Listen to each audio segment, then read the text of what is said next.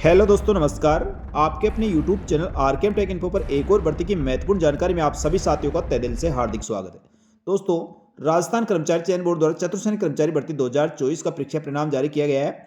परिणाम जारी होने के पश्चात काफी अभ्यर्थियों को बहुत सारे सवाल होते हैं। उसमें साथियों एक सवाल ये भी है, भूतपूर्व सैनिकों और उत्कृष्ट खिलाड़ियों को आरक्षण का लाभ किस प्रकार दिया जाता है, यानी किस प्रकार से इनके पद भरे जाते हैं। साथ ही भूतपूर्व सैनिक और उत्कृष्ट खिलाड़ियों के पद खाली रहने पर या उपयुक्त अभ्यर्थी नहीं मिलने पर क्या पदों को आगे कैरी फॉरवर्ड किया जाता है या आगे के लिए बैकलॉग रखा जाएगा या साथियों उनको सामान्य प्रक्रिया से भर लिया जाएगा। इसका लाभ सामान्य अभ्यर्थियों को होगा या नहीं होगा, इन सब के बारे में संपूर्ण और सटीक जानकारी इस वीडियो में मिलेगी, इसलिए वीडियो को पूरा अंत तक देखें। साथ ही जो अभ्यर्थी पहली बार हमारे यूट्यूब चैनल को देख रहे हैं तो हमारे YouTube channel RKM take info को सब्सक्राइब करके बेल आइकन प्रेस कर ले, जिससे दोस्तों आगे आने वाले इसी प्रकार की महत्वपूर्ण जानकारी आपको तुरंत प्रभाव से मिल सके। साथियों, आपके क्या इस प्रकार कोई सवाल है तो आप कमेंट करके पूछ सकते हैं। आपके सवाल को ध्यान में रखते हुए उसका आंसर दिया जाएगा या कोई वीडियो बनाकर आपको बता दिया जाएगा। साथियों, चतुर्सैनिक कर्मचारी भर्ती 2024 का परीक्षा परिणाम जारी किया गया है। ये प्रशासनिक सुधार विभाग के माध्यम से राज्य सरकार के अधीनस्थ विभाग और कार्यालयों के लिए राजस्थान लोक सेवा आयोग और राजस्थान शासन सचिवालय के लिए वैकेंसी निकाली गई है। टोटल 53,750 पदों की वैकेंसी है। इसमें साथियों शासन सचिवालय, राजस्थान लोक सेवा आयोग और राज्य के अधीनस्थ विभाग और कार्यालयों के लिए पदों का वर्गीकरण श्रेणीवार किया गया है, यानी कैटेगरीवार पदों का वर्गीकरण किया गया है। ऊपर वर्टिकल रिजर्वेशन के आधार पर और नीचे हॉरिजॉन्टल रिजर्वेशन के आधार पर। तो साथियों इसमें टीएसपी और नॉन टीएसपी दोनों में आप पदों का वर्गीकरण देख सकते हैं। साथ ही ऊपर वर्टिकल जो सीटें हैं उसमें से हॉरिजॉन्टल रिजर्वेशन में दिव्यांगजन अभ्यर्थी, भूतपूर्व सैनिक और उत्कृष्ट खिलाड़ियों को यहाँ रिजर्वेशन दिया गया है। यहाँ साथियों हॉरिजॉन्टल रिजर्वेशन और वर्टिकल रिजर्वेशन को लेकर काफी अभ्यर्थियों में काफी कंफ्यूजन होता है। जो ऊपर पद दिए गए हैं श्रेणीवार पदों का वर्गीकरण किया गया है, साथ ही नीचे दिव्यांगजन, भूतपूर्व सैनिक और उत्कृष्ट खिलाड़ियों के लिए पद आरक्षित किए गए हैं। तो ये पद नीचे दिव्यांगजन, भूतपूर्व सैनिक और उत्कृष्ट खिलाड़ियों के लिए पद अलग है या ऊपर वाले में शामिल है। तो साथियों स्पष्ट रूप से आपको बताना चाहूँ, ये आपके जो हॉरिजॉन्टल रिजर्वेशन है जो भी पद बताए गए काल्पनिक है। जैसे साथियों इसमें नीचे जो पद दिखाए गए हैं, चाहे दिव्यांगजन अभ्यर्थी के हो, भूतपूर्व सैनिक हो या उत्कृष्ट खिलाड़ी के, ये सारे पद ऊपर जो 47,571 पद जो इसके टोटल पद है उसी में समायोजित है, यानी अलग से कोई पद नहीं है। उसी में से पदों का केवल आरक्षण के आधार पर इनको पदों का वर्गीकरण काल्पनिक रूप से दर्शाया गया है।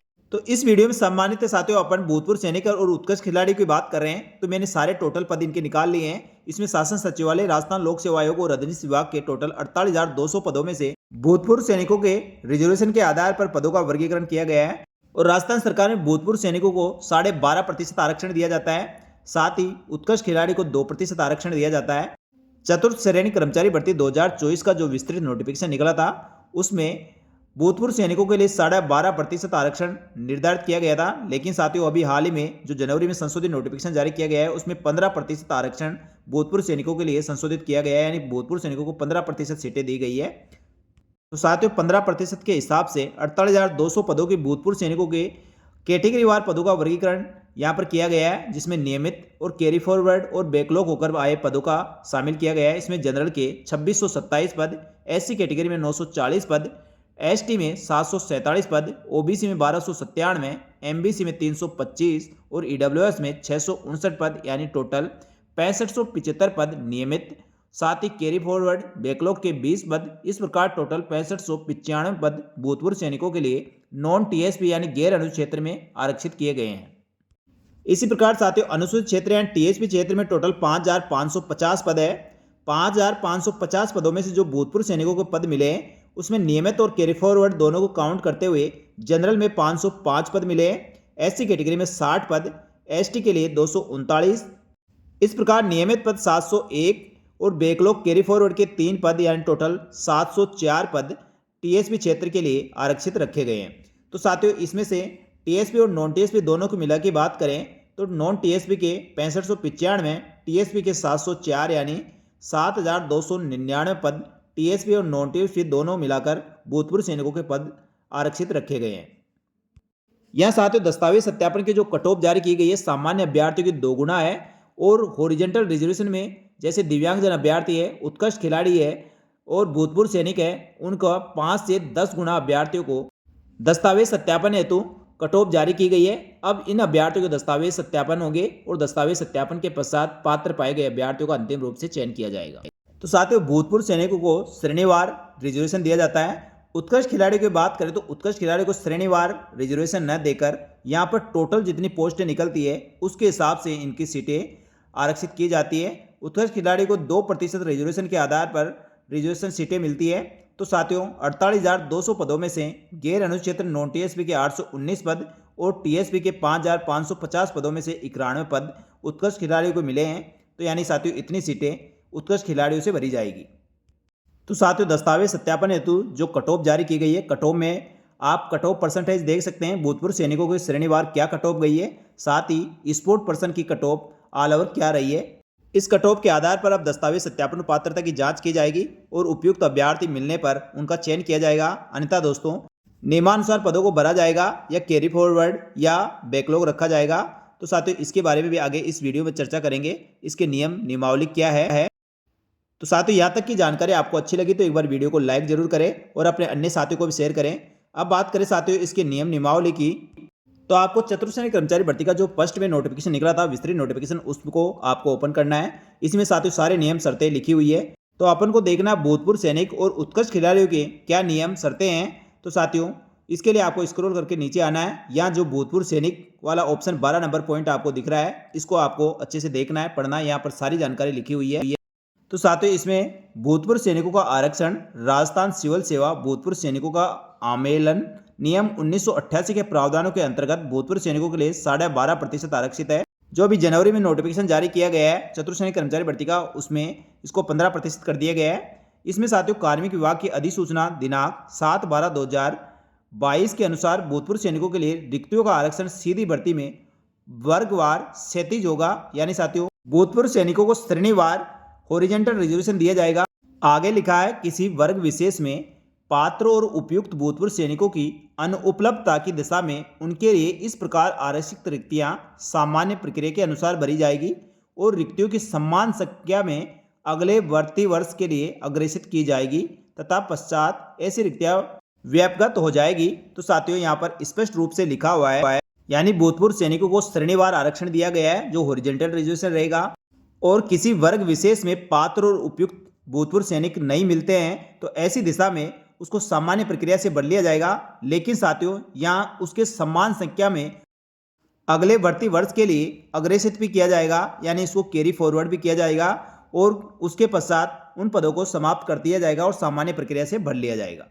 तो इसका मतलब सीधा सीधा आपको समझ में आ गया होगा। जैसे मानो भूतपूर्व सैनिक के 100 पद है और 100 पद में से 20 पद खाली रह गए, 80 पद भर लिए गए हैं और खाली पद 20 पद रह गए। तो अब क्या होगा, 20 पद या सामान्य अभ्यर्थियों से भर लिया जाएगा। यानी जिस श्रेणी के जितने पद होंगे उतने खाली पदों को श्रेणी के सामान्य अभ्यर्थियों से भर लिया जाएगा। लेकिन साथियों जितने पद यहाँ पर भरे जा रहे हैं उतने पद आगे के भर्ती वर्ष के लिए उसको कैरी फॉरवर्ड भी किया जाएगा। यानी साथियों अगले भर्ती वर्ष में जब भर्ती निकलेगी, जैसे मान लो 10 पदों पर भर्ती आती है तो 20 पद ये जोड़ते हुए 30 पद भूतपूर्व सैनिकों के लिए आरक्षित किए जाएंगे। बाकी भूतपूर्व सैनिकों से संबंधित नियम शर्तें इसमें देख सकते हैं। ये साथियों इसकी कैरी फॉरवर्ड और सीटें भरने के संबंध में महत्वपूर्ण जानकारी थी।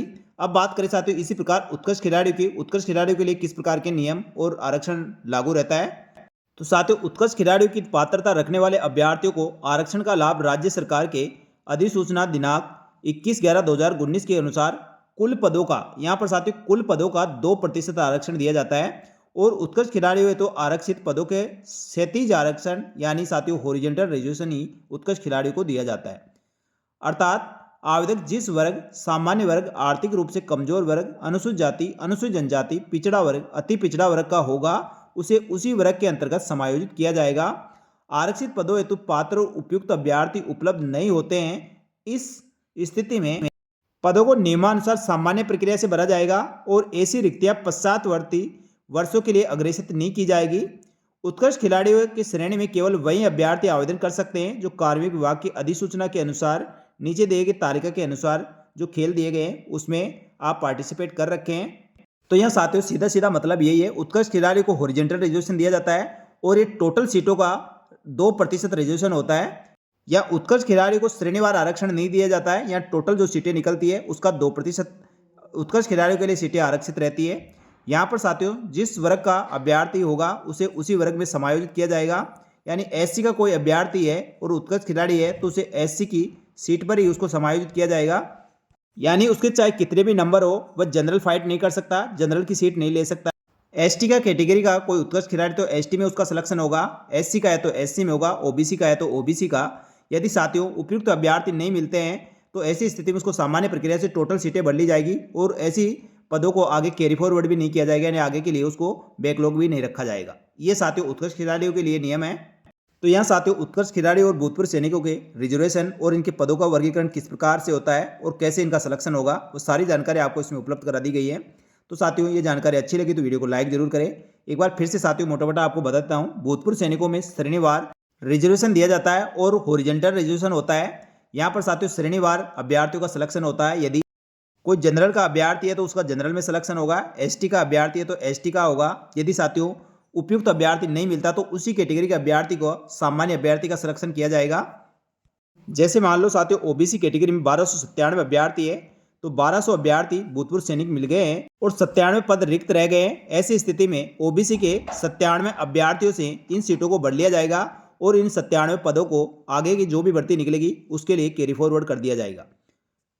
यहाँ साथियों भूतपूर्व सैनिकों को पहले दिव्यांगजन और उत्कृष्ट खिलाड़ियों की तरह टोटल सीटों का रिजर्वेशन मिलता था, लेकिन साथियों यहाँ पर ओबीसी एमबीसी के अधिकतम भूतपूर्व सैनिक होने के कारण अधिकतर सीटें इनकी भूतपूर्व सैनिकों से फिल होती थी और उस कारण से ओबीसी एमबीसी अभ्यर्थियों को काफ़ी नुकसान होता था। उस कारण साथियों 2022 के पश्चात इसको श्रेणीवार इसमें सीटों का बंटवारा कर दिया है। अब श्रेणीवार ही भूतपूर्व सैनिकों का चयन किया जाता है और उपयुक्त भूतपूर्व सैनिक नहीं मिलते हैं उस स्थिति में उसी श्रेणी के अभ्यर्थियों से उन सीटों को भर लिया जाता है।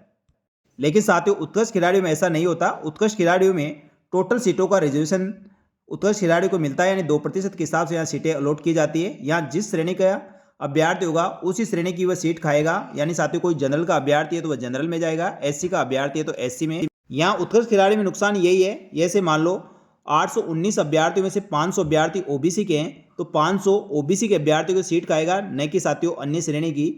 यानी टोटल सीटों पर जब उत्कृष्ट खिलाड़ियों का अंतिम रूप से चयन किया जाएगा उनकी मेरिट लिस्ट बनेगी और उस मेरिट में जिस भी श्रेणी के अभ्यर्थी आपको उत्कृष्ट खिलाड़ी में मिल रहे हैं उसी श्रेणी के सामान्य अभ्यर्थियों की सीट उत्कृष्ट खिलाड़ियों को दी जाएगी।